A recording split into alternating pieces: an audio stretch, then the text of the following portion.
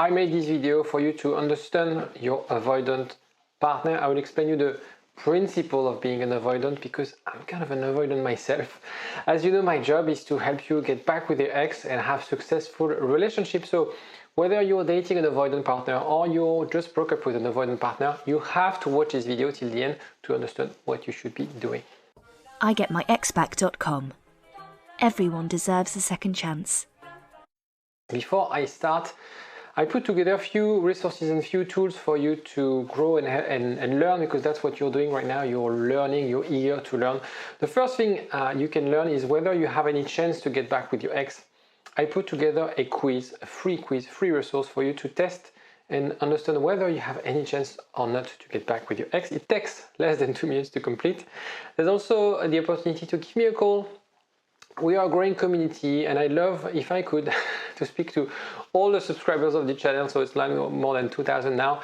I'd love to hear your stories and also see how I can help, you grow in your situation, how I can help you unstuck. So don't hesitate to give me a call or WhatsApp me. And there's also WhatsApp groups and Facebook groups that we will be launching soon. So if you want to join the community, don't hesitate to have a look. All the links are in the description. Everything is totally free, so enjoy. This is my gift to you. Now, if you want to give me something in return, you can like the video, subscribe to the channel, and also comment if you have any question. Don't hesitate to like if you think that this topic is relevant, because then I will sort of create the content also based on how many likes I have per video. So it does help me as well, not only in referencing, but also to know what are the videos that you like the most. First of all, let's start with dating an avoidant partner. It is so frustrating.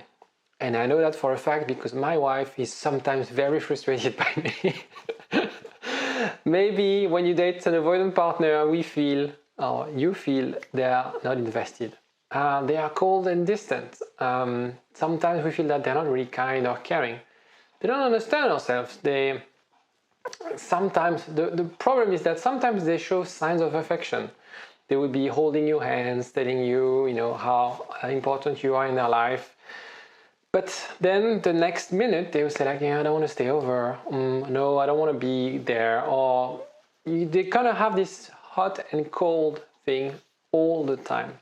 And especially after the breakup, you will see that it's going to be amplified, this hot and cold behavior. Now we're going to understand why in a minute. Their behavior, this hot and cold, this I want to keep you at distance, this is a classic behavioral framework used by most coaches, basically telling you that the thought and belief and emotions are driving our behavior. And of course, memories and experiences or past relationships will also fuel these things.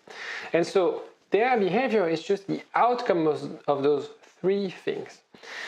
The first thing is the experience and memories, and we looked at the source of attachment theories in childhood. So it's rooted in childhood, and avoidant people is because of something that happened in their childhood. And then with those emotions, those feelings, those thoughts, those beliefs drive the behavior. And so, of course, memories are different than the memories of your partner, or their background is different than yours, but also the way they interpret life, their belief system might be different. You might be sharing a lot of values, but the way they see life is different. And also the emotional aspect, especially for avoidant, they tend to suppress emotions. So the way they deal with emotion is totally different than yours. And sometimes that's why sometimes you don't feel connected, because you feel like, he doesn't understand, he doesn't love me because he doesn't understand when I cry. I don't know how he could not be so sort of distant when I cry. He doesn't know what to do. This kind of things is because avoidant people, they're really struggling with emotions. Attachment theory, I'm going to do a quick recap because it's quite a dense topic, and that's not the purpose of this video. Attachment theory is basically something that started with children, where there's a lot of studies about how parents develop this, or how children develop attachment with their primary bonding figure, which are parents. And you have three main categories of attachment style: the secure attachment style, the anxious attachment style, and the avoidant attachment style. And so the way you sort of rate or assess whether a child is secure is when he receives enough emotional and physical, his physical and emotional needs are met. For anxious kids, it's really about, maybe they get too much, maybe the anxiety of their parents is getting to them. And so when they are distressed, having, for example, a hug from their parents doesn't help you to get settled. For secure children, when they're unsettled, a hug from their parents will help them settle. For avoidant children, they've never really had any hugs from their parents. And so what they've learned is to self-soothe. I hope I do it, say it the right way. Help to the self-help. They have their own toolkit to cope with the emotion, to cope with anxiety. So the root cause is the lack of emotional and physical support for avoidant people. So they learn to adapt on their own. They have a problem, they tackle the problem on their own. They struggle to sort of ask for help. So as we discussed, they have a strong self-soothing skills. The problem with that is that they have, and I have, for example, really low motivation to seek help or support from others.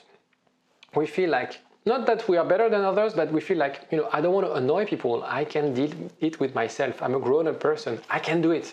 I don't need your help. And there's also some aspects of the lack of validation as a child. They assume that they'll be rejected. For example, whenever they would express their emotion when they were little, their parents will tell them, no, you don't cry, you're grown up. And that's why I think a lot of people tend to think that there's more avoidant male than female, because young boys, they are taught like, you don't cry, girls cry, you don't cry, you're a man, so, man up, type of things. And therefore, what they have to do is to manage their emotions on their end. They don't have the support to deal with that, and so they learn years in and out to deal with that on their own. So what it means in relationship, if I get too close, I will get hurt. If I express my emotion, I'll be denied. If I'm so too vocal or I share my vulnerability, then I show my weakness. And they assume that they don't need you, which is very counterintuitive in a relationship. Of course, in a relationship, you have to need the other in a way.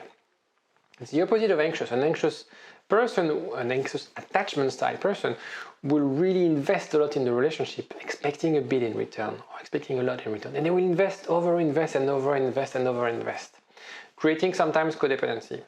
For avoidant attachment style, it's not that they don't want to invest in the relationship, but they feel like, why? Why should I invest in the relationship? And it's similar to their relationship. Usually they have very shallow relationship. It's hard for them to build deep connection with friends or people. It doesn't mean that they don't have friends, but when we do, they have shallow relationships. And so another thing is that they get overwhelmed by closeness. Being close to someone is very much suffocating.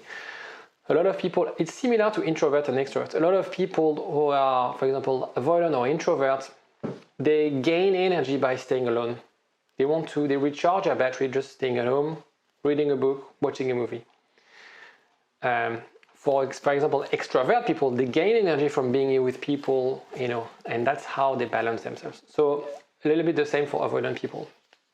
Another very important thing that you have to know if you date an avoidant person is they take criticism really bad, because it shows that they are judged. It's kind of reflecting also kind of the shame, and they don't want to show this aspect of their life. So while they're actually sometimes very sensitive, they take criticism really bad. You can think like why they are sensitive but they don't show it. It's just because how they suppress their emotion. But actually, if I take about myself, I'm a very sensitive person who can read people very easily, and that's why once I'm good at my job, but that's why I managed to get some very good results and build strong relationship with my clients, because I can read people and I have this sense of, even though I might be distant, I can read people very easily. That's not for me. So when you break up with an avoidant, there was a dormant trigger through the relationship, something you didn't know, something they probably didn't know either. it doesn't mean that they don't love you, right? It's just that at some point, something was triggered and that sort of escalated to a point where they had enough and they decided to break up with you.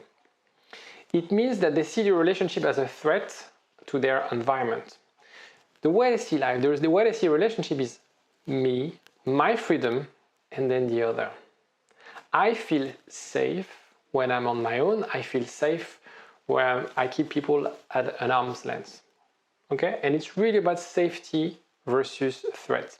In all relationships, when I speak with my clients, I can analyze hundreds of cases. It's really all the time about threat and safety. It's unconscious. It's not something that you did wrong.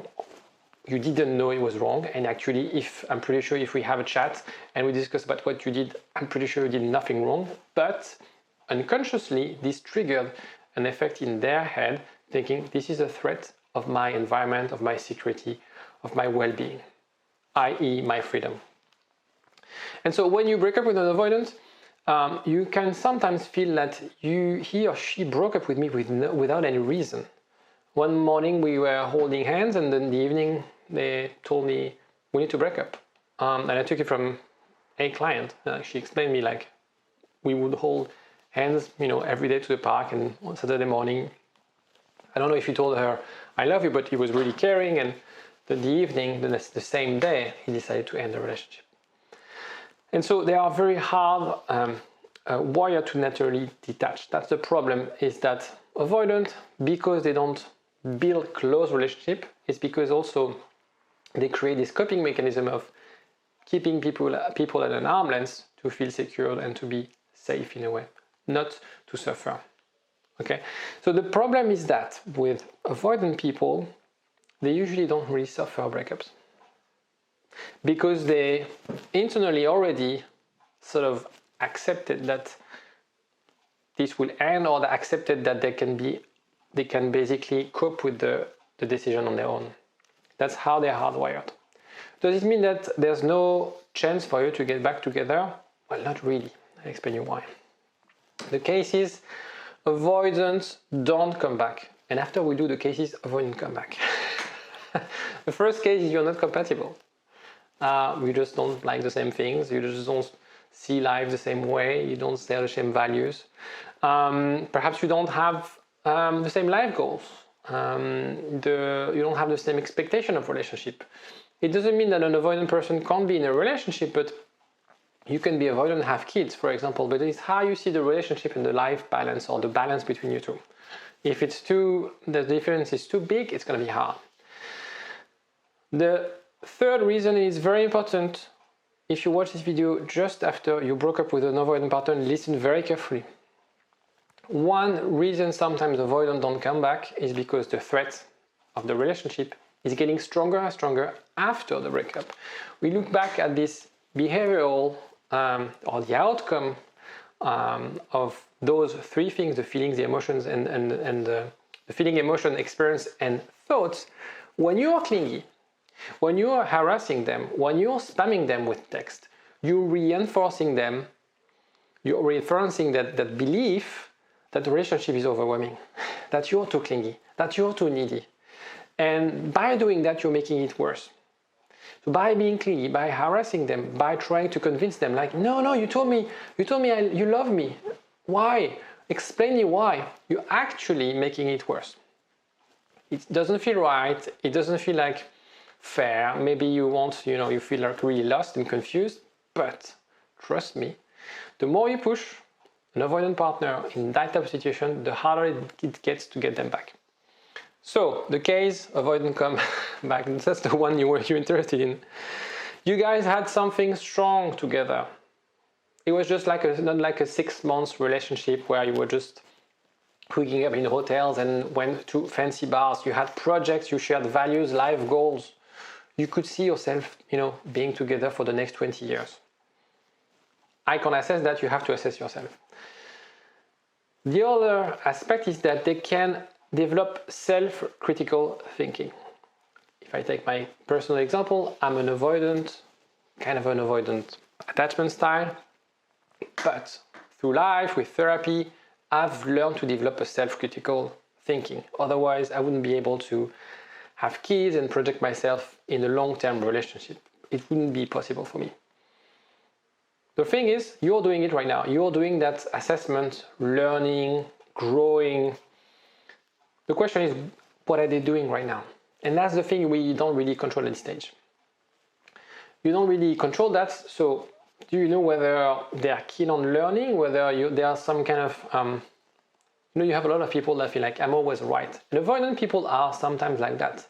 Because as we discussed, they don't like criticism, and they always often think that they're always right.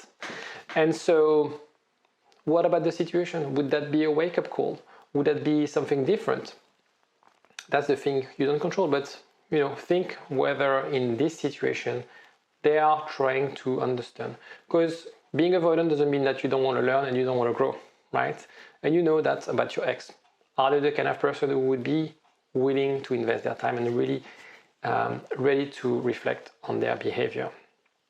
The other case where avoidants come back, we discussed about what you should be doing, but what you should not be doing. But if you want to get them back, is how you can show a secured attachment style. You need to break the cycle that we described above. The cycle of like the self-fulfilling prophecy of relationship is hard, they're clingy, they need me, I don't want that, and I want to be alone. So how does it work practically? What you should be doing right now if you want to get back with your ex and he or she is an avoidant attachment style. No contact is obviously essential at the beginning, because that's how you break the cycle, basically. It's okay to reach out after a few weeks to assess. Another mistake that I see from the people who are calling me is that they go on no contact for 6 months, 9 months, and they tell me like, I have no news from him. Because they're avoidant, sometimes they just need a little nudge. They just need to be poked, and then once you see them, they react differently. So it's okay to break no contact, but wait a few weeks before doing so. But when you do, and before you do during the no contact, and when you see them and when you write to them, be really careful about those emotions. Remember this cycle, remember this chart, because if you display strong emotions, if you are already right away starting about deep stuff, they won't be comfortable with that and they'll freak out. Also, a very important point, because my job is of course helping you to get back with your ex, but most importantly to have successful relationship. And you have to assess. You have to be honest with yourself, assess your expectations of relationship. Maybe you had an amazing relationship, but what you expect from a relationship is different from what they want. Maybe they're really happy about having a relationship where they see their partner once a week. Maybe that's not what you want. And there's nothing wrong with that. It's okay to have the expectation that when you're with someone, you live together and you spend most of your time together. If they are not able to accommodate with that, I think it's a deal breaker and you should stop. The expectation is also about the plan. When you reach out to the avoidant person, of course it's going to be hard. Of course, it's really, the evil is in the details in those kind of things. Be mindful not to be trapped chasing the wrong goal, because sometimes what they'll offer is maybe just a friends with benefit type of relationship. And that's not what you want, I guess, if you're watching my video. And so be really mindful of what are the red flags, what are the things where I would not compromise on.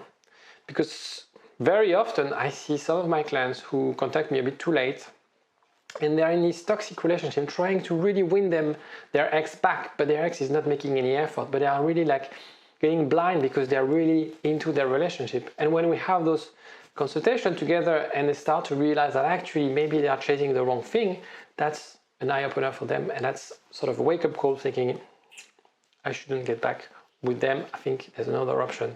And usually when they do, they find someone secure and they're way more happy than before. Don't ask me why, that's how life is done. If you have any question, or if you feel like, I know, I'm in that situation, I'm in no contact, I want to break no contact, but when do I break no contact? I'm in touch with him, but I feel he's scared. I feel so, sort of anxious because he's not writing me. What should I do? What should I say? Don't hesitate to give me a call or WhatsApp, not a call. You book a call, discovery call, or you WhatsApp me, and I'll be more than happy to help you. Don't hesitate. I'll be more than happy to help you. And also, don't forget to like and press subscribe. That helps me a lot. Take care of yourself. Bye-bye. igetmyexback.com. Everyone deserves a second chance.